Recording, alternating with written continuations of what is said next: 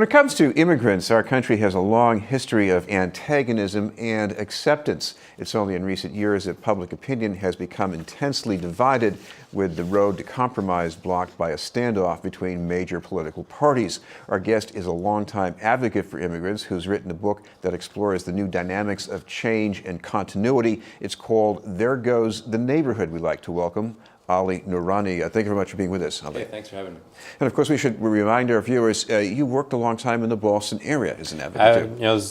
I was in Boston for about 10 years. I did my master's degree actually at Boston University School of Public Health, worked for the city of Boston, worked for a couple of health centers, and then did immigration reform work here for a few years too.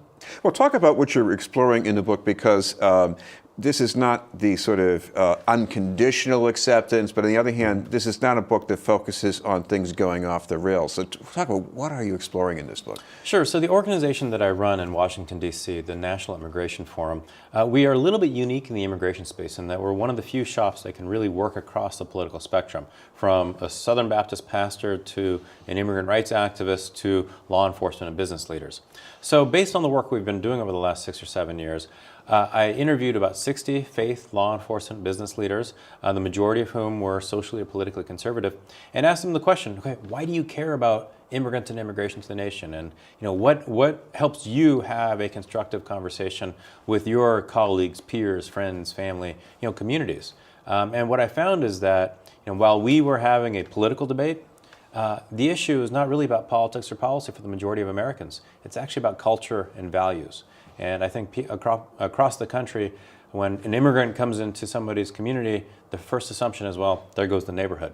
But in reality, underneath that is this fear of cultural change, of value change, and really kind of how these neighborhoods are changing. So we wanted to get to the bottom of how to navigate these changes, and it was just a great process and a great project to do all these conversations.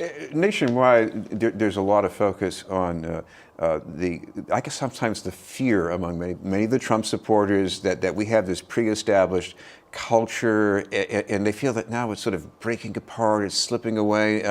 But when you look at this closer to the ground, where a lot of immigrants might be coming in, let's say in South Carolina, what's actually going on? Well, there's an absolute level of fear and anxiety, and that fear is coming from people based on terrorism, based on religion, based on jobs and economics.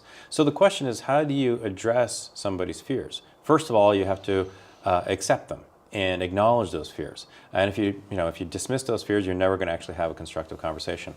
So what we've done, whether it's in South Carolina, Utah, or anywhere else, is try to identify the pastor, the police chief, the small business owner who has a level of credibility with these communities who are really struggling with this change in an honest way. And those pastors, police chiefs, and business owners are able to create these conversations so that ultimately we are going to get to policy change. But I think we have to understand what the cultural debate is first. This is BNN News, and we're talking with Ali Noorani, the author of There Goes the Neighborhood. Talk about how people can change culturally, because this is about the people who were born here, been here longer, and it's also about the newcomers. They both have to do something, right? And that's the amazing part about this, is that as a nation we're in something of an identity crisis. But at the end of the day, as immigrants or refugees come into the U.S., they change significantly. And I interviewed Stephen Bauman, who was the CEO of World Relief, one of the largest refugee resettlement organizations in the world. And he told me a story of Syrian refugees coming to the U.S., and every time he meets a parent or a mother or a father, they'd always have their house keys in their pocket because they expected to and they wanted to go back home. But they came to the U.S., they learned the language, their children learned the language, and they over time became American and less Syrian. But then the American community that they resettled in, they began to learn about the Syrian family and kind of what their culture was. So there was a little bit of a meeting in the middle that, in the long term, I think benefits us all. In the short term, it's difficult, and it triggers a lot of anxieties and fears on both sides of the ledger.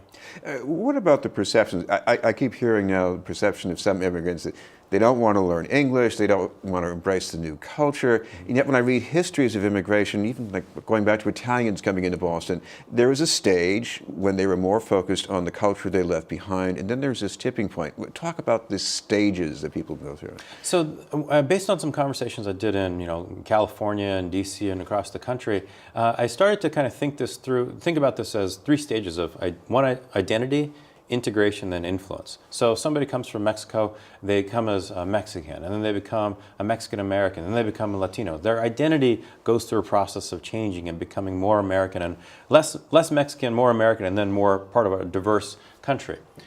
Then they integrate into the nation. They become U.S. citizens. They learn the language. They join the local organization or business.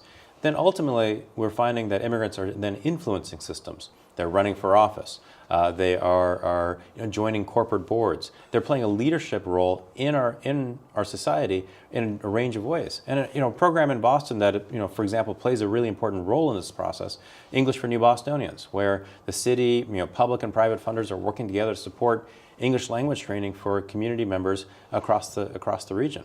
So it's programs like that really help people go through this process of identity, integration, and ultimately influence. Ultimately, one of the things that your organization might want to do is get people in Congress to break the deadlock. Given the way Democrats and Republicans get along, that seems like a far cry from happening pretty soon. I can't sit here and say we're going to get immigration reform in the next few weeks. We're definitely in a tough period. But on the other hand, I think we also have an incredible opportunity in front of us.